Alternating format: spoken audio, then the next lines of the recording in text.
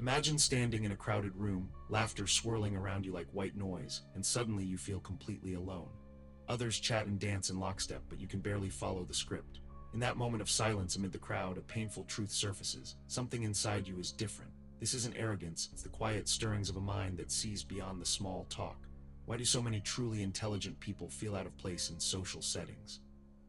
Why does solitude often call louder than the crowd for those who think deeply? In this video, we explore Arthur Schopenhauer's unapologetic philosophy of solitude, a worldview where withdrawing from society is not defeat, but the courageous first step toward truth and self-mastery. We'll start with an emotional story of the outsider at the party, then build a philosophical argument, the thesis that solitude is not a flaw but a deliberate path to wisdom for certain souls. Along the way, we'll consider counterarguments, because yes, isolation can hurt too, and weave in narrative and insight. By the end, you'll see how the painful choice of solitude can become a wellspring of power and clarity. What if the very thing you've been told is a weakness is actually your greatest strength? Stay with me and let's dive into the paradox of the solitary genius together. Picture this, you're at a birthday party, champagne and music all around. Everyone seems to know exactly how to be there, laughing loudly, telling the same old jokes. You smile politely, but inside you feel like an observer looking at life through a glass wall. The conversations sound rehearsed, the gestures forced. Everyone is speaking a language of social ritual that you barely recognize. It's as if you're an actor who was never handed a script. That uncanny feeling of not belonging even when surrounded by people hits many intelligent souls hard. It's not that you think you're better than others, it's that your mind is attuned to a deeper frequency that doesn't resonate with superficial chatter. You watch the social play unfold and feel like a stranger in a foreign land. You nod, smile, and everyone assumes you're having fun, but you're actually longing for quiet. This is the secret hook for many philosophical minds. Intelligent people often feel profoundly alone in crowds. If this resonates with you, know you're not broken. This isn't just a personal quirk, it's a theme Schopenhauer addressed head-on. As he observed, society's routines and trivialities can feel intolerable when your inner life is rich. In the coming sections, we'll unpack why this is and what it means to embrace the solitude that calls you. Why does everyday social life feel shallow to the deep thinker? Schopenhauer noticed that life is driven by what he called the will to live, a blind striving for status, comfort, and survival. In practice, this manifests as endless ego games in the quest for approval. For most people, socializing is like a survival toolkit. You make allies, signal your worth, find love, or assert control. It's necessary, even comforting in its own way, to dance this dance of status and validation. But for the profound mind, those dances become a distraction. Schopenhauer put it bluntly, for the more a man has in himself, the less he will want from other people. A high degree of intellect tends to make a man unsocial. In other words, if your inner world is vibrant, conversation can feel like noise, not nourishment. The trivial "did you see the game?" or "how S work" feels like background static drowning out your thoughts. Think of it like this, you're tuned into a symphony of ideas, questions, and passions, but everyone around you is humming nursery rhymes. This mismatch breeds discomfort, not rebellion. The clever person can adapt and hide this feeling, but the truly wise often refuse to fake it. They simply disengage, not as a protest, but as an act of preservation. When your mind is full, superficiality feels unbearable.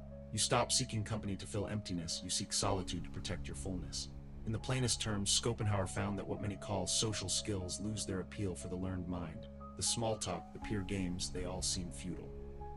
As he wrote, constraint is always present in society. In proportion to the greatness of a man's individuality, it will be hard for him to bear the sacrifices which all intercourse with others demands.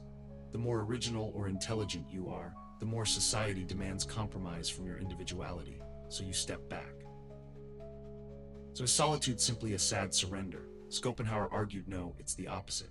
He famously said, "A man can be himself only so long as he is alone. If he does not love solitude, he will not love freedom, for it is only when he is alone that he is really free." In other words, only in the quiet absence of others can your true self emerge unhindered. Consider this, every time you are with others, you adjust who you are, even a little, to fit in. You monitor your words, hide your doubts, edit your voice, but in solitude there's no audience.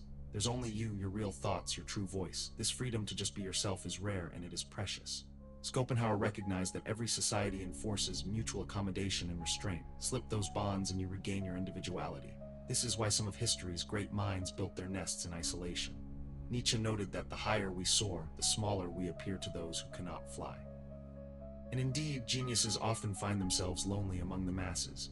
But that loneliness isn't a punishment, it's a sacred responsibility. As Nietzsche saw it, a chance to hold on to truth when others chase conformity. Empirical research even backs up what Schopenhauer saw philosophically. Studies have found that people with higher IQs often prefer solitude. One large survey reported that individuals with above-average intelligence not only feel more comfortable alone, but also are less satisfied when socializing excessively. In a literal sense, a 2021 study of 15,000 young adults found that those with higher IQ tended to crave urban living, with its variety and anonymity, and to engage less in social rituals. Another study by evolutionary psychologists Kanazawa and Lee found that highly intelligent people actually reported less life satisfaction the more they socialized with friends. In plain terms, many smart folks are better off with a smaller circle, not a larger one. Why? The theories vary. One idea is that complex minds seek meaningful patterns, not endless chit-chat. Another is evolutionary. Our brains may be wired for tribes of 150 people at most, an ancestral setting, so a bustling modern crowd feels overwhelming to some. Whatever the reason, the pattern is clear. Solitude isn't just a hang-up, it's often the natural habitat for certain thinkers. Signs you're built for solitude. Your mind lights up in quiet. A silent room feels energizing, not empty. Parties and small talk leave you exhausted, but a morning with a book restores you. You notice the subtext in others' words or find their words empty. Deep conversations thrill you, but surface chatter bores you. You yearn for a life of ideas, not applause. These aren't flaws to fix. They are clues to your nature. Research and countless personal stories suggest that if you resonate with these points, your brain might simply be wired for insight over interaction. You're not broken, you're different. What do you find when you finally give in to solitude? According to Schopenhauer, your inner world blooms. In that quiet space, you peel away society's illusions. No mask is required, no performance is staged. As he pointed out, in Solitude, a man of talent peoples the waste places with his animating thoughts. In other words, when genius goes inside, it finds inspiration in what others might call emptiness. This is where creativity and clarity emerge. The silence becomes a canvas for your mind. You begin to hear your deepest questions and dreams. You may write a poem, solve a problem, contemplate existence, all without distraction. Every great thinker from Friedrich Nietzsche to Virginia Woolf knew that truth often waited in stillness. In solitude, you also gain self-mastery. Without the demand for constant social validation, you rely on your own judgment. You refine your values, confront your fears, and develop an unwavering sense of who you are. Schopenhauer believed the sovereignty over oneself is true power, not power over others, but power over yourself. One becomes like a mountain climber, isolated, yes, but also elevated. The world's noise falls away, and you find peace not as a passive escape, but as an act of active creation. As Schopenhauer mused through the voice of Aristotle, to be happy means to be self-sufficient. Happiness and wisdom, he said, blossom from within. Each moment alone is an opportunity to strengthen that inner wellspring. If you've ever felt that in a quiet moment you truly became you, that's exactly what he meant. Of course, we must also face the dark mirror of solitude. Loneliness and isolation can hurt. Humans evolved as social creatures. Deep connections do nourish us too. Numerous studies link chronic isolation to real harm. One review finds that social isolation and loneliness are associated with accelerated cognitive decline and depression in aging adults. Another chilling statistic, being socially disconnected can pose a health risk comparable to smoking 15 cigarettes a day. Strong social ties even increase one's chance of survival by 50%. This isn't meant to scare you out of your own company, but to warn, choose your solitude consciously. Schopenhauer himself didn't romanticize depression. He knew neglecting community could become a burden of misery for those lacking inner life. But if your solitude is chosen, reflective, and creative, not forced or empty, it transforms loneliness into empowerment. The key difference is agency and mindset. Solitude becomes toxic when it's isolation imposed by fear or social anxiety. But when it's embraced by an inquisitive mind, a deliberate retreat, it's nourishing. The great paradox is that less connection with the crowd can mean deeper connection with reality. To quote research on loneliness, community is vital, but so is understanding that every person stands alone ultimately, and the important thing is who it is that stands alone. In practice, this means striking a balance. You might find it essential to retreat for periods, to read, to write, to meditate. But know there's a whole world of people out there too. True wisdom may come from solitude, but much of life's happiness also comes from love, friendship, and shared purpose. Even Schopenhauer, skeptical as he was, enjoyed concerts or intellectual debates now and then. The goal isn't permanent exile, it's selective presence, participating in life on your own terms. When you choose solitude consciously, it becomes something almost spiritual, a small rebellion against a world that values noise over thought. Being alone without needing validation is a statement. You value meaning over comfort, clarity over applause, freedom over conformity. This is why Schopenhauer described solitude as an act of defiance in a conformist world. You are not retreating from life, you are turning towards life itself. You turn inward first because the real work, the foundation of any true contribution, happens in silence. Think of a poet who first must be alone to hear the verse, or a scientist who needs hours of quiet to find a pattern. When you finally return to others, you do so as someone who speaks with purpose, not out of fear or loneliness. Your words have weight because they come from depth. This is the final paradox. The more you embrace your solitude, the more powerful your presence becomes. Once you've built a rich inner life, you interact from a place of fullness, not scarcity. You speak because you have something to say, not to fill silence. You connect out of abundance, not fear of being alone. In Schopenhauer's terms, you move from being a social passenger to the author of your life. And yes, the path of the intelligent soul may be lonely, but it is also sacred. From Schopenhauer to Nietzsche to Jung and beyond, many profound minds have walked it.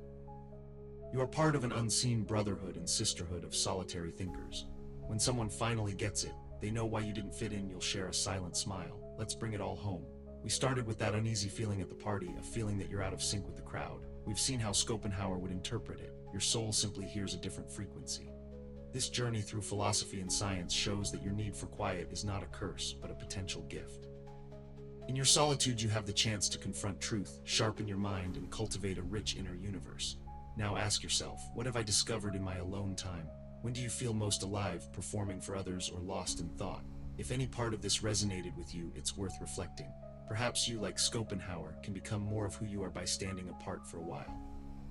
In solitude, you become sovereign over your own life. In that stillness, you might just hear the voice of your deepest self. We'd love to hear from you. In the comments below, share your experiences with solitude. Have you ever felt misunderstood in a crowd? When has silence surprised you with wisdom? Your story could help someone else realize they aren't broken or antisocial, but awakened.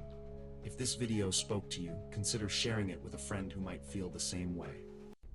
Together, let's create a space where thoughtful depth is not the exception, but celebrated. Solitude is not your burden, it is your strength. It is not a void, but a doorway to the only truths that really matter, those found in the quiet between your own breaths. In that sacred silence, everything begins. Thank you for watching, and remember, you are not alone on this path, you are part of a quiet lineage of seekers.